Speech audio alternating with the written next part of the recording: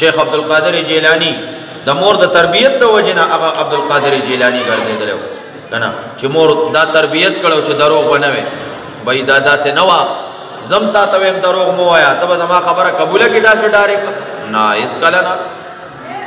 بهی دې مور د دې بچي په ذهن کې د دروغو نه نفرت پیدا کړو چې دروغ عظیم الشانه ګناه ده د دې ډېر لوی وبال دی د دې ډېر لوی نحوست دی د هغه وبال او نحوست په وجه باندې چې نن د کمو پیسو دپاره مونږ دروغ وو او د خپل رور او تربور ملا ماتو هغه پیسې ښکاره کړي هغه پیسې ښکاره کړي بچې تا دا پیسې خو مونږ نه پټولې شوې دا خو تا مونږ نه پټولې شوې نه ما ته مور ویلي دروغ به نه وی نن مونږ د خپل بچي سره څه تربیت کوو صحیح شوه کنځل چې وکړي او په دواړه مخې خپل کړي او څونه ښایسته کنځل یې وکړو په وړه خوله باندې پلار یې چې ماښام کور ته راشي راشه که نه که نه ککي خو داسې کار کړی دی چې سم به خوشحاله شي چل شوی په وړه خوله یې ما ته دونه غټ کنځل کړي دي چې دا تربیت دی انا لله نبی کریم علیه السلام حسن سے ولیدو چې یو کجوره د صدقې خولې ته واچوله نبی علیه السلام را منډه کې ورته وایي کح کح مه مه دا الفاظ دي صحیح شوه که نه د خولې نه یې ورته راوښکله او ورته یې بچیا زمونږ د کورنۍ دپاره دا خوراک هغه ناروا دا تربیت د تربیت څخه ښکر خو نی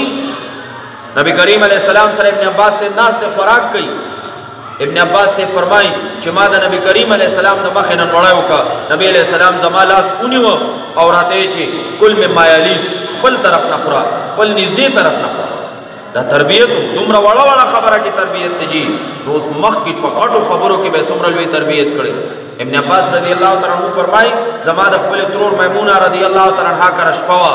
نو نبی علیہ السلام نفلو ته ودرېدو نو زه ورپسې د ګس طرف ته ودرېدم وی داسې غوږ نه ونیوم او ښي طرف ته یې راته دا تربیت دا تربیت دی وی داسې تربیت چې وي نو بیا به چې دی نو معاشره کې هغه د معاشرې د اصلاح کارکوونکي خلک هغه پیدا کړي معاشرې د اصلاح کارکوونکي خلک به پیدا کړي صحیح شوه د خواجه قطب الدین بختیار کاکی رحمه الله دا څوک دا دومره عظیم الشان بزرگ چې نن دنیا یادوي د هغې پسې د یو کامیابې مور لاس د شاته هغه مور د خپل بچي تربیت په کوم انداز باندې کوي بچی کور ته راځي مورې مورې مورې ما ته روټۍ او ورته وایي چې بچی روټۍ خو زه نه ورکوم ابای روټۍ څوک ورکوي رب ورکوي په کومه طریقه یې ورکوي چاراندام به وکړي 2 رکعته نفل به وکړي بیا به خپل رب نه وغواړي که درکوي در به کړي که نه درکوي 2 رکعته نفل د روزانه دا معمول روان دی روزانه 2 رکعته نفل کوا او بیا چې دی نو هغه د مور د طرف نه پټه په بستره کې چېرته روټۍ ایښودلې شوې ده د بچي تربیت او ذهن دا جوړېږي چې دا خوراک ماته د الله د طرف نه راځي ورځو نه یو ورځ ده او هغه مور کور کې نشته ماشوم د معمول مطابق مدرسې نه راغلی دی مکتب نه راغلی دی مورې مورې آواز به یې کړي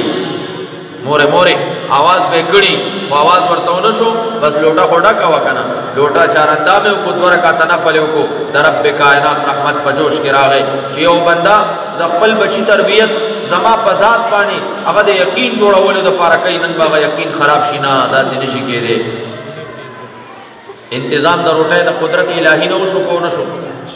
او خوږه وه که نه وه خوږه